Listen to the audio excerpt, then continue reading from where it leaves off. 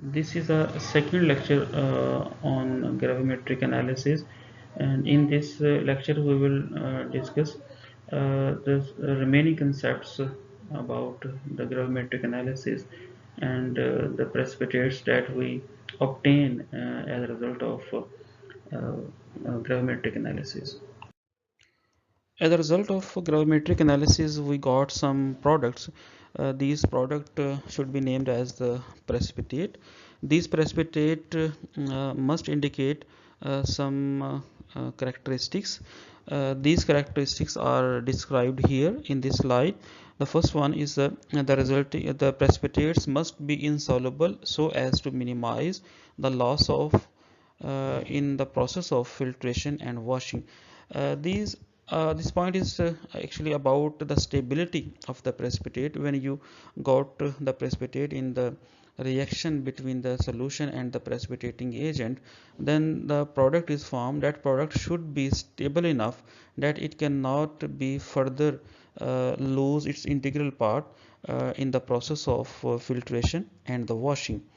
The second one is the physical state of the precipitate must be such like that can easily be isolated by filtration. So the precipitate should be less in number but bigger in size, that it cannot pass through the filter paper. If the number is more, if the number of crystals of the precipitate is more and the size is smaller, then they will have a large surface area and they have a greater reactivity, and they will eventually result in the colloidal solution. So when you are going to achieve a product, that product should be bigger in size and their number should be a smaller one. And the next point is the stability of the precipitate at room temperature is this is very important property, as the stability of the precipitate is very important, because the temperature if the temperature varies, then the precipitate may lose its integrity, may lose its shape, may lose its structure to again reconstitute into its anions. So its stability at room temperature is very important. And the important one is that your required precipitate must be free of contamination. No, the chances of contamination should be minimized, and the precipitate must consist of large particle that cannot clog and pass through the filter paper through the filtration during filtration process. So another aspect is to clog the filter paper. So the precipitate should be of the larger size. If they are smaller size, they may be pass through the filter paper or clog the filter paper. So in order to avoid this situation, the resulting precipitate should be in the larger crystals. So these crystals should be insoluble. These crystals should be easily processed for filtration. They should be stable at room temperature, and they should be free of contamination, and these precipitates should be large in their size, so not to clog the filter paper. In this slide, we will talk about the mechanism of the process of precipitation. The process of precipitation involves some physical and chemical processes.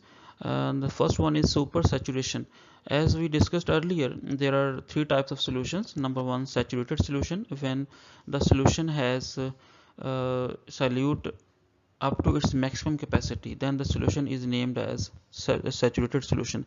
And if the solution has some spaces yet to be filled with the solutes, then these kind of solutions will be named as unsaturated solution.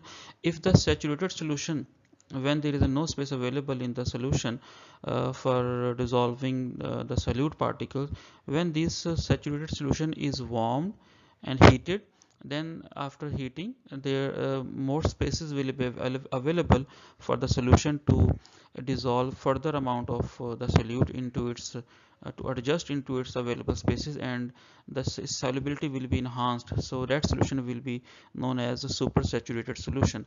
So when we're taking these supersaturation solution for and add some precipitating agent, then there is the process of nucleation occurs. This nucleation process is actually is a starting process, to form a nucleus, to form a microscopic nucleus of the solid phase. It's actually the beginning of forming a bigger precipitates. When a microscopic nucleus of solid phase is formed, then the similar kind of other crystals are going to deposit on that microscopic nucleus of that solid phase. In this way, that crystals, that nucleus will go on to growth further, and a bigger crystals can be achieved in this way. So rate of nucleation is very much associated with supersaturation.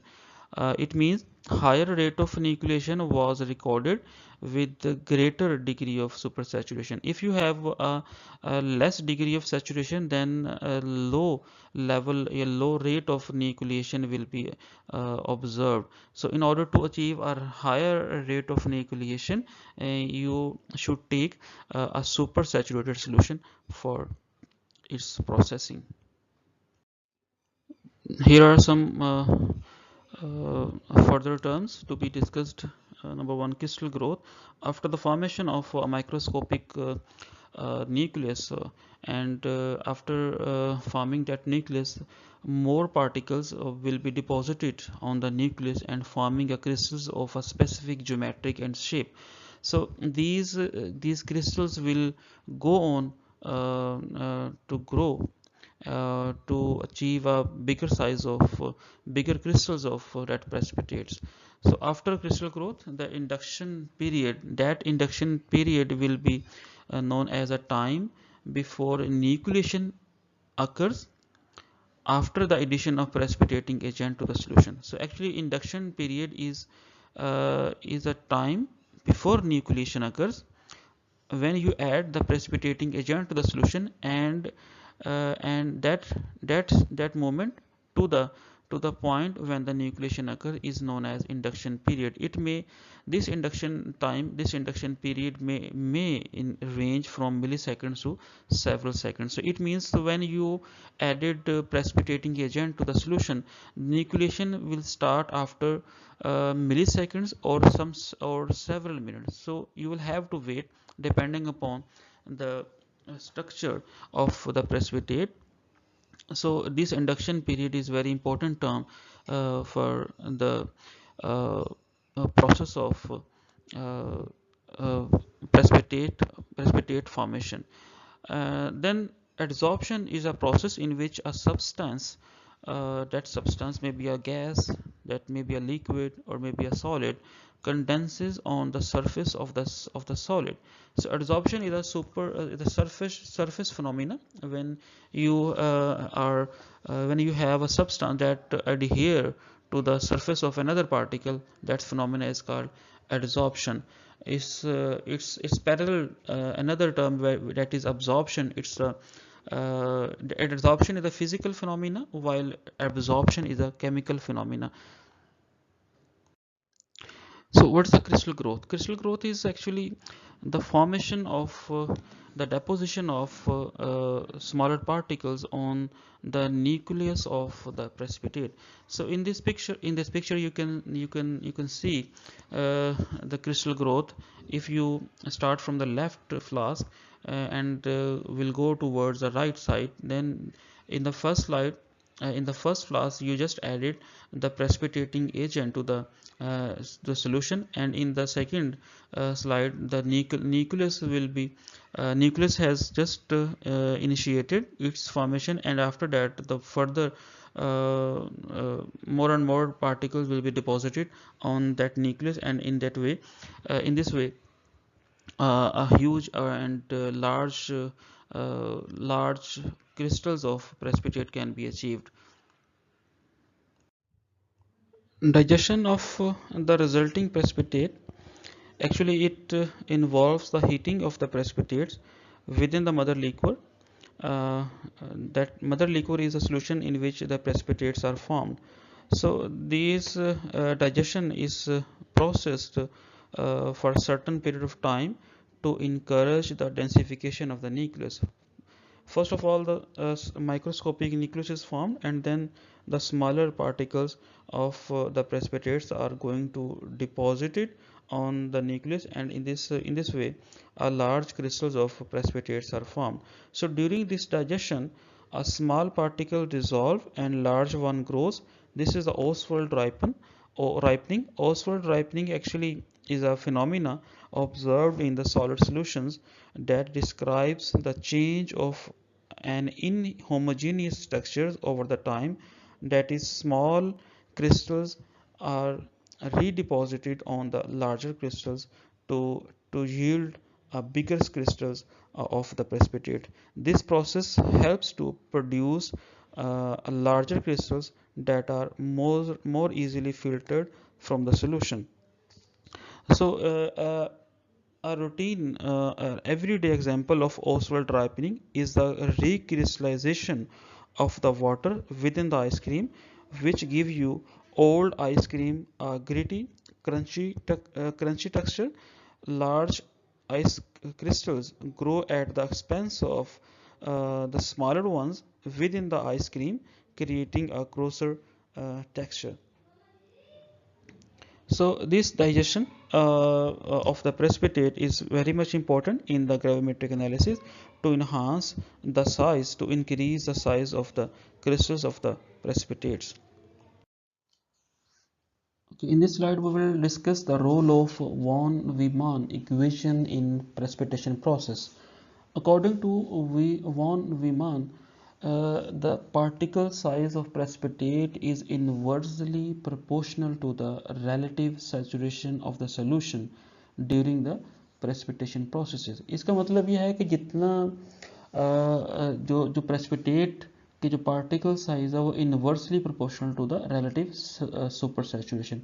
So what is relative supersaturation? It is equal to Q minus S divided by S. Q is a concentration of the reagent and S denotes the solubility of the precipitate at equilibrium. तो अगर आप इन दोनों की ratio लेते हैं, ये जो आपके पास इक्वेशन आती है Q minus S over S, ये हमारा हमें रिलेटिव सुपर सैचुरेशन देता है. जितना ये रिलेटिव सुपर सैचुरेशन ज़्यादा होगा उतना वॉन वीमान रेशो ज़्यादा होगा, और ज़्यादा वॉन वीमान रेशो होगा तो हमें एक्सेसिव न्यूक्लिएशन होगी, ज़्यादा न्यूक्लियस छोटे छोटे बनेंगे, और जितनी न्यूक्लिएशन ज़्यादा होगा उतना जो आपके पास प्रेसिपिटेट बनेंगे उनका साइज़ छोटा होगा और उनका सरफेस एरिया ज़्यादा होगा. And you know very well कि जितना साइज़ किसी भी सल्यूट का अगर पार्टिकल साइज़ कम है उसका सरफेस एरिया जो है वो ज़्यादा होता चला जाता है. तो आप अगर आपके पास रिलेटिव सुपर सैचुरेशन ज़्यादा है तो जो आपके पास प्रेसिपिटेट बनेंगे वो ज़्यादा मीन उनकी क्वांटिटी ज़्यादा होगी लेकिन उनका साइज़ जो है वो थोड़ा होगा. लेकिन अगर आपके पास रिलेटिव सुपर सैचुरेशन की रेशो कम आ रही है तो इसका मतलब है कि आपके पास क्रिस्टल्स थोड़ी बनेंगी लेकिन बड़ी बनेगी. They have smaller surface area, they will have a smaller surface area. तो हमें इस इक्वेशन को अच्छी तरह अंडरस्टैंड करना है ग्रेविमेट्रिक एनालिसिस के अंदर कि अगर हमारे पास छोटी प्रेसिपिटेट बन रही हैं और ज़्यादा बन रही हैं, दैट्स नॉट गुड. आपके पास क्रिस्टल्स भले थोड़ी बने लेकिन उनका साइज़ ज़्यादा होना चाहिए, साइज़ बड़ा होना चाहिए, जिनको आप आराम से, जिनको आप इजीली फिल्टर पेपर के में से जो है कि फिल्ट्रेशन के प्रोसेस से आप सॉल्वेंट से अलग कर सकें. इस स्लाइड के अंदर दिखाया गया है कि जो रिलेटिव सुपर सैचुरेशन है उसका एक क्या इफेक्ट होता है.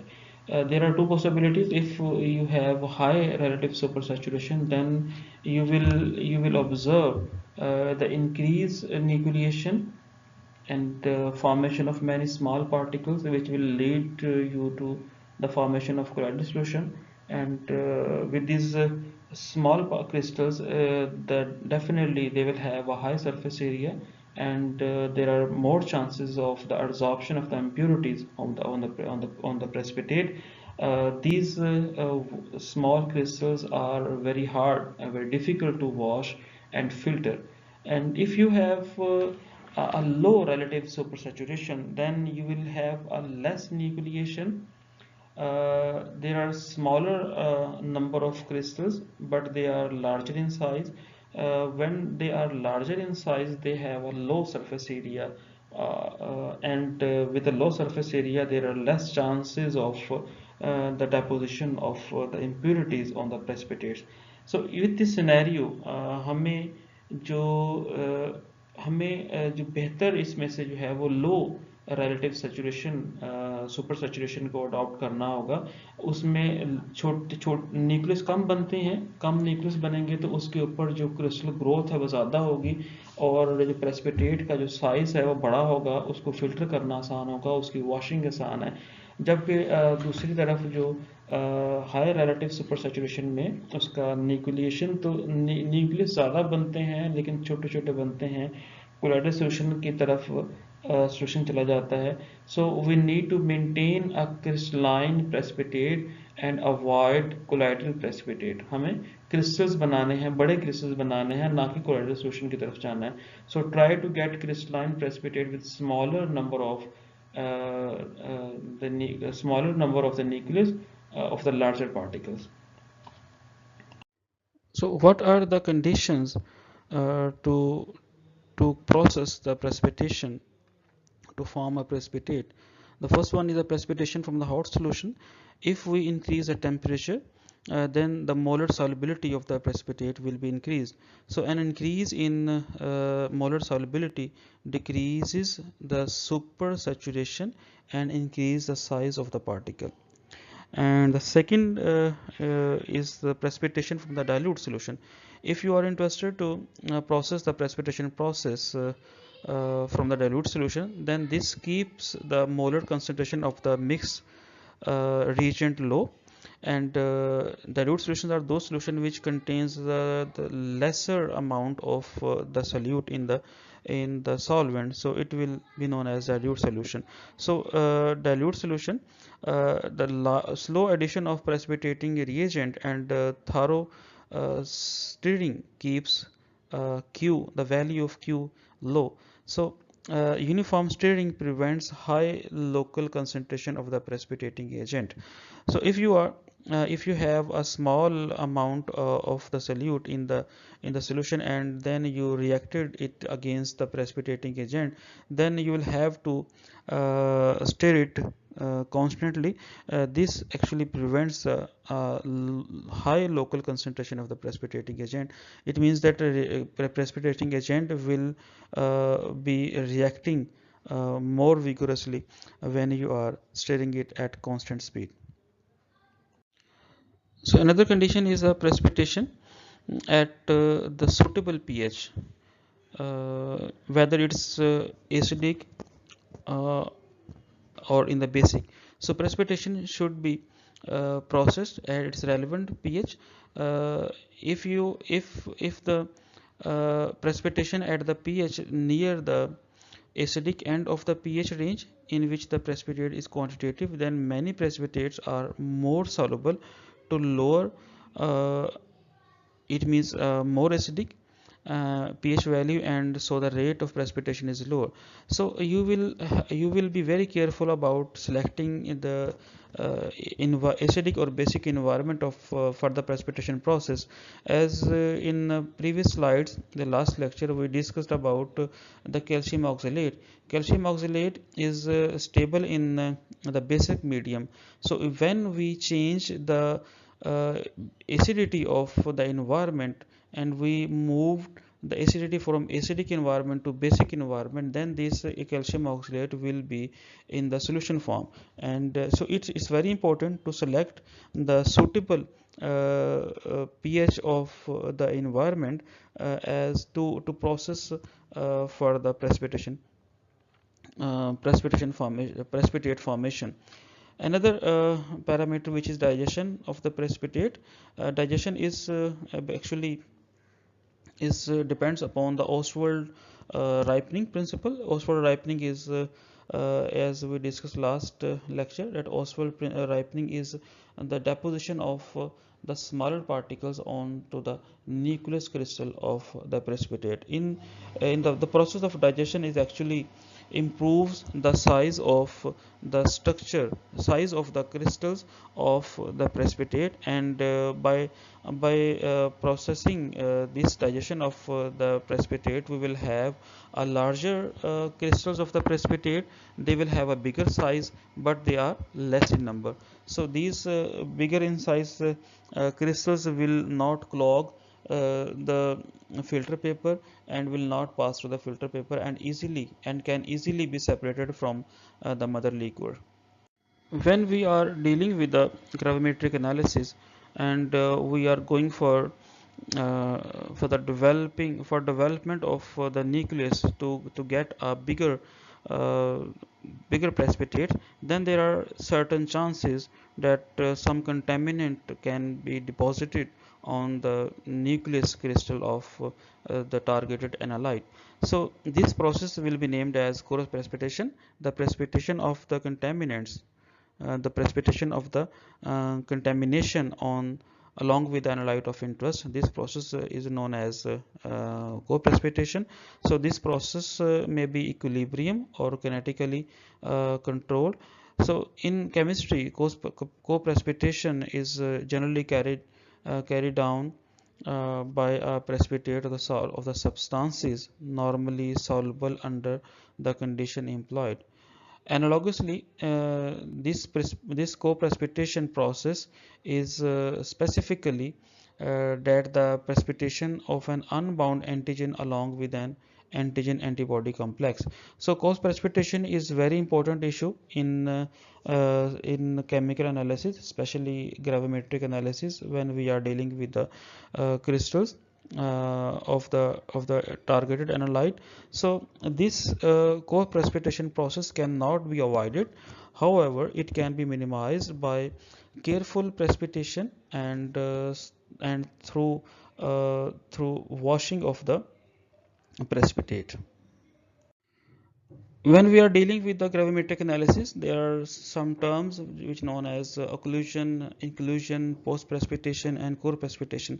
These terms are usually employed when we are dealing with the impurities in the precipitation process. So occlusion is actually occurs when an adsorbed impurity gets physically trapped inside the crystal as it grows. So the impurities, the molecules of the impurities are trapped within the crystal structures of the within the crystal structure. For example, the water molecules that are trapped in the growing crystals of silver nitrate. Inclusion occurs when these actually occupies the crystal site in the crystal structure of the carrier, resulting in the crystallographic defect. This can be happen when the ionic radius and the charge of the impurity are similar to those of the carrier. And similarly, uh, post precipitation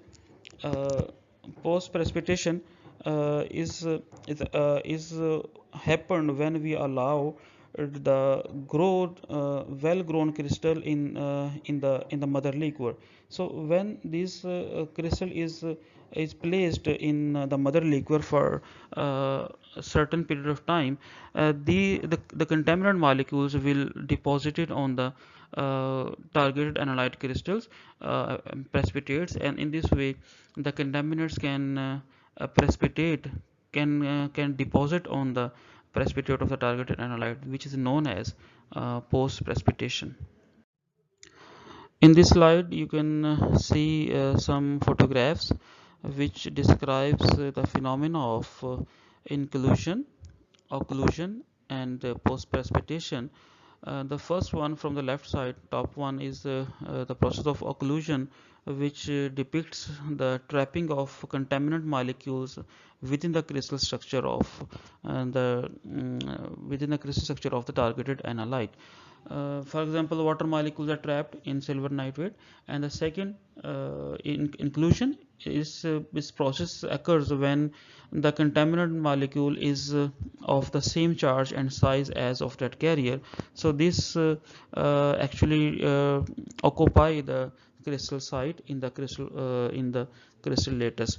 And the post precipitation, you can see in the yellow circle, when the white is actually the first precipitate, and there are some impurities which are deposited on the precipitate of the targeted analyte. Another phenomena which is peptidation, which is a process where precipitate is washed and filtered, but part of precipitate reverts to the colloidal form. इसमें precipitate जो बन जाते हैं उनको washing और filtration के process में बहुत सारे फिल्टर्स ऐसे होते हैं जो है वो कोलाइडल फॉर्म में आ जाते हैं। तो जो कोलाइडल फॉर्म में आ जाते हैं उसको हम पेप्टाइडेशन बोलते हैं। इस पेप्टाइडेशन को कम किया कैसे किया जा सकता है? अगर आप आइस्ड वाटर का वाटर बाथ मतलब उस सोल्यूशन को अगर आप आइस वाटर में रखेंगे तो टेम्परेचर कम करने से जो प्रेसिपिटेट का लॉस हो रहा है, जो प्रेसिपिटेट कोलाइडल फॉर्म में कन्वर्ट हो रहे थे, जो पेप्टाइडेशन हो रही थी, वो कम हो जाती है। Another phenomena which is surface adsorption. Unwanted material is adsorbed on the surface of the precipitate. तो precipitate के ऊपर किसी भी impurity का चिपक जाना, adsorb हो जाना, surface adsorption कहलाता है। इसमें digestion of the precipitate reduces the relative surface area. Surface area कम हो जाता है, आपको पता है उसमें ओसवाल्ट राइपनिंग होती है, तो जो प्रेसिपिटेट का जो सरफेस एरिया कम हो जाता है, इट मीन्स कि वो क्रिस्टल ग्रोथ बड़ी हो जाती है। तो क्रिस्टल ग्रोथ बड़ी हो जाती है तो which is available area available for the absorption of impurity, तो उसके ऊपर बड़ी क्रिस्टल्स के ऊपर जो सरफेस एरिया ज़्यादा होने की वजह से वहाँ पे एब्जॉर्प्शन हो सकती है। इस सरफेस एब्जॉर्प्शन को हम मिनिमाइज कर सकते हैं बाय वॉशिंग। वॉशिंग जो है वो इम्प्योरिटीज जो ऊपर प्रेसिपिटेट के ऐड हुई होती हैं उसे हम वॉश आउट कर सकते हैं, मिनिमाइज कर सकते हैं। In order to increase the purity of the precipitate in the gravimetric analysis, we'll go for re-precipitation process. The process of re-precipitation involves the washing away the mother liquor and redissolving the precipitate and precipitate the product again. We will take the precipitate first and then wash away the mother liquor, then pellet, that precipitate will be redissolved and precipitate again to get the purity of the crystals in at higher level. In this process of precipitation, the contamination will go away, and only the pure substance, the pure precipitate will be deposited, and the gravimetric analysis will be more fruitful with the increased purity of the precipitate. So after increasing the purity of the precipitate, these precipitate will be dried.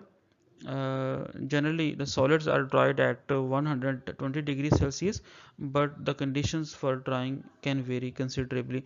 You can choose a temperature about 65 for half an hour, or you can increase the temperature. It's all depends upon the protocol that you are following for the undertaking of gravimetric analysis. In order to dry the product of the gravimetric analysis, which is known as precipitates, these precipitates may contain some water molecules in their structure. So if you want to remove these water molecules, you will have to process these precipitates by using some laboratory equipment or instruments. You can see here the laboratory oven. It is usually known as, there are two kinds of oven. It is stagnant air. You just have a heater in the laboratory oven, and you can raise the temperature up to certain limit. Different temperature limits are available in different laboratory ovens, and some laboratory ovens are hot air ovens. There is a actually a current, there is a air, hot air is moving, and that the temperature of that hot air vary up to about 200 degree, 150 degree. So it depends upon that how much temperature your protocol desires. So you can use a muffle furnace. Its temperature varies up to 1700 degrees Celsius. So it depends upon the requirement of the protocol, which equipment will suit your which will suit your protocol. So we'll use that protocol to dry the precipitate. Another example of equipment that you can use to dry the precipitate, it's a desiccator. Is commonly used in chemistry labs. These desiccators are almost usually made up of glass container, and it has a airtight lid and a perforated mesh, and beneath it it has some drying agent like calcium chloride. This calcium chloride will absorb the moisture molecule from the crystal, from the precipitate, and these desiccator will contain the dried material for the longer time as compared to simple jars and the beakers. Another method to increase the purity of the precipitate, which is the precipitation in the presence of electrolyte, coulombic repulsion, जो कि electrostatic charges होते हैं, they are diminished in the presence of electrolyte because of a compression of the volume of the ionic atmosphere. Then the next method to purify the precipitate is digestion. If we raise the temperature of the colloidal solution, they will increase the collision energy of the colloidal particle and overcome the coulombic repulsion, leading to the formation of larger particles. इसमें हम क्या करते हैं कि solution को गर्म करते हैं, टेम्परेचर बढ़ाते हैं. उस टेम्परेचर बढ़ने से जो कोलाइडल सॉल्यूशंस होते हैं, कोलाइडल पार्टिकल्स होते हैं, दे विल कोलाइड, उनकी कोलिजन एनर्जी बढ़ जाती है और उनकी जो आपस में कोलम्बिक रिपल्शन होती है, आपस में जो फोर्स ऑफ रिपल्शन है वो कम हो जाती है, वो ओवरकम हो जाती है, और वहाँ पे लार्जर पार्टिकल्स जो हैं वो बनना शुरू हो जाते हैं. Okay, we are coming to the calculations after performing the precipitation process. impurities को हमने कम किया, purity को हमने increase किया. तो अगर हम इसको सारे प्रोसेस को रिवाइज करें, उसमें हम देखें कि सबसे पहले हमने सोल्यूशन बनाया. सोल्यूशन जो हमारे पास सैम्पल सोल्यूशन था, जो हमारा एनालाइट जिसको हम एक्सट्रैक्ट करना चाह रहे थे, रिकवर करना चाह रहे थे, प्योर करना चाह रहे थे, उस सैम्पल सोल्यूशन को हमने रिएक्ट करवाया with the precipitating agent. Precipitating agent के साथ रिएक्शन के साथ वो वहाँ पे जो है हमने कुछ देर उसको इनक्यूबेट किया एट सूटेबल टेम्परेचर, और उसको हम स्टेयर भी करते रहे साथ साथ जब हम सैम्पल सोल्यूशन को और प्रेसिपिटेटिंग एजेंट को मिक्स कर रहे थे. तो इस कंटिन्यूस स्टेयर के अंदर हमारे पास प्रेसिपिटेट बनना शुरू हो जाते हैं. उससे अगर प्रेसिपिटेट तो फौरी बन गए, डेट्स वेरी गुड. अगर नहीं बने तो you I mean will give incubation. उससे आप 0 to 24 आवर और some time I mean higher than 24 hour, greater than 24 hours आप दे सकते हैं. उसके बाद जब प्रेसिपिटेट डेवलप हो जाते हैं तो उस प्रेसिपिटेशंस की आप डाइजेशन करते हैं. डाइजेशन में ऑस्टोवाल्ट राइपनिंग होती है, क्रिस्टल की ग्रोथ हो जाती है, न्यूक्लिएशन होती है, और जब क्रिस्टल्स बड़ी हो जाती हैं आप उसे हार्वेस्ट करते हैं, आप उसे फिल्टर पेपर के ज़रिए अलग कर लेते हैं. सॉल्वेंट अलग हो जाता है और जो आपके पास जो प्रेसिपिटेट आए थे वो अलग हो गए. अब उन प्रेसिपिटेट को आपने जो अलग कर लिया उसको आपने वॉशिंग दी ताकि वहाँ से जो इम्प्योरिटीज़ हैं वो रिमूव हो जाएं. अब इम्प्योरिटीज़ को वॉश करने के बाद आपने जो आपके पास प्रेसिपिटेट थे उन प्रेसिपिटेट को आपने हॉट एयर ओवन के अंदर ड्राई किया. तो ड्राई जो जो जो टेम्परेचर है वो डिफरेंट होता है डिफरेंट प्रोडक्ट्स के लिए, और टाइम भी डिफरेंट हो सकता है. आई मीन आधे घंटे से sometime 70 minute, 80 minute, sometime 15 minute में, वो डिपेंड करता है कि मॉइस्चर कितना ज़्यादा है उस प्रेसिपिटेट के अंदर। तो ये जब आप ड्राई कर लेते हैं तो ड्राई करने के बाद फिर आपने बहुत ही प्रिसाइसली आपने जो आपके पास प्रेसिपिटेट है उसका आपने वज़न करना है, उसको आपने वे करना है। वे करने के लिए you will use analytical balance, calibrated होना चाहिए एनालिटिकल बैलेंस। और जो आप वज़न कर लेंगे उस वज़न में आप एक फार्मूला जो है वो लगाएंगे, जिसमें formula weight of the analyte जो कि ग्राम पर मोल में होता है divided by formula weight of the precipitate जो आपने प्रेसिपिटेट निकाले हैं, multiply by mole analyte, analyte की कंसंट्रेशन क्या है और प्रेसिपिटेट की कंसंट्रेशन क्या है। इस जरिए से आप इसको जो है वो आप ग्रेविमेट्रिक कैलकुलेशन जो है वो कर सकते हैं। This slide describes you the advantages of gravimetric analysis. This gravimetric analysis is very accurate and precise when using modern analytical balance, and possible sources of errors are readily checked, since filtrates can be tested for completeness of precipitation, and precipitates may be examined for the presence of impurities. So this gravimetric analysis is an absolute method. It involves direct measurements without involving any form of calibration, and then the determination can be carried out, which relatively inexpensive apparatus. The most expensive items are muffle furnace and sometimes platinum crucibles. Otherwise, the overall glassware and the apparatus used in the gravimetric analysis are inexpensive. So gravimetric analysis are used to determine the atomic masses of many elements to six-figure accuracy. And similarly, gravimetry provides a very little room for the instrumental error and does not require a series of standards for calculation of an unknown.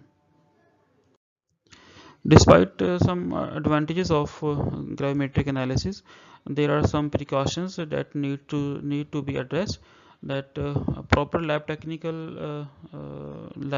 is critical.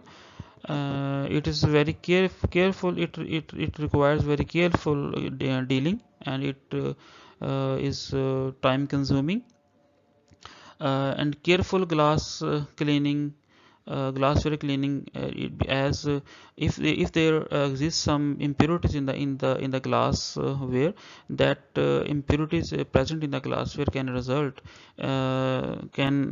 affect the gravimetric analysis. So it is very important to wash the glassware very carefully with distilled deionized water in the final step, to remove all the associated ions and the debris.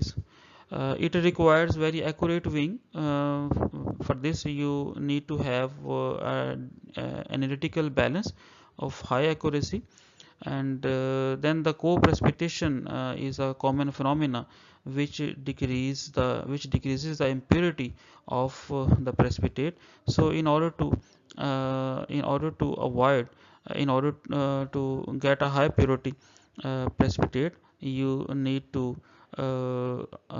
minimize the chances of co-precipitation.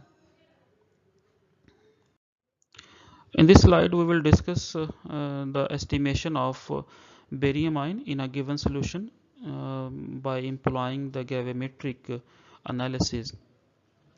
This protocol, this experiment will require the following chemicals and apparatus, which, for example, barium chloride, potassium chromate, distilled water, concentrated HCl, funnel, flask, beaker, and analytical balance and hot air oven.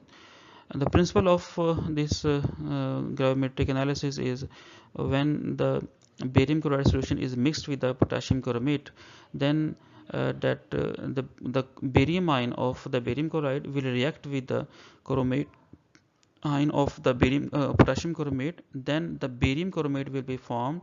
The color of that precipitate of the barium chromate is yellow color, and yellow color precipitate will settle down under the force of gravity. And the equation is given here in this slide. And if you want to discuss this procedure, you just take 50 ml of the barium chloride solution in a flask, and then add 1 ml of concentrated HCl to enhance its solubility. After heating, excessive amount of potassium chromate will be added to the to the analyte solution. And when we add this chromate solution into the barium solution, immediately the yellow color precipitate will start to form. So when we added the potassium chromate in the barium chloride solution, we continuously shaking the reaction mixture, and after a few seconds, almost immediately, yellow precipitates of barium chlorides will be appeared. And we still are adding potassium chromate in excess amount in order to grab all the available barium ion into the barium chromate. So these yellow precipitates that will be collected in the bottom of the filter, in the bottom of the container. These precipitates will be collected, and will be collected using the process of filtration. We will use a filter paper of suitable size.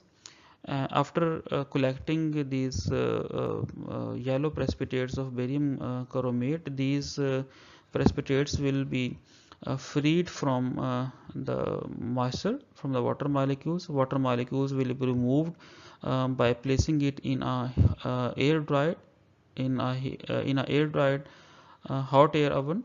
And the weight was the net weight of the precipitate was achieved, and the calculation by using calculation was made. So for example, the net weight of the precipitate was estimated to be 0.4 gram. This is a case study. We process this experiment in the lab, and these are the results of our lab experiment. We have a 0.40 gram of barium chromate, and the end point of what would be the end point of this barium ion estimation experiment. Actually, the gravimetric analysis it includes some indicator which are precipitate indicator. When the formation of precipitates, actually it indicates the completeness of the reaction.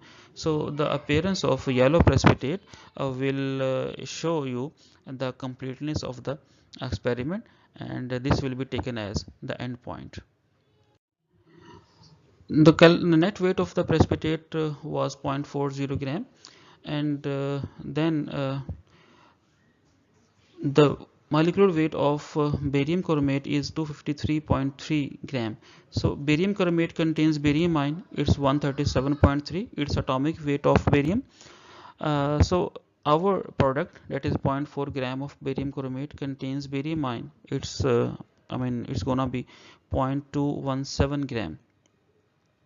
So this solution that we took in the earlier stage, that was 50 ml of barium chromate solution, it contains barium 0.217 gram, and we apply the unit method. So 1 ml of barium chloride solution contains, you can simply divide, and if you want to calculate in 1 liter of the barium chloride solution contains barium ion, so then you will simply apply a simple mathematics, and you can see here in this slide the total the concentration of barium ion in a given solution is 4.37 gram per liter. So these are the calculations which were involved in estimation of barium ion in a given solution by using gravimetric analysis.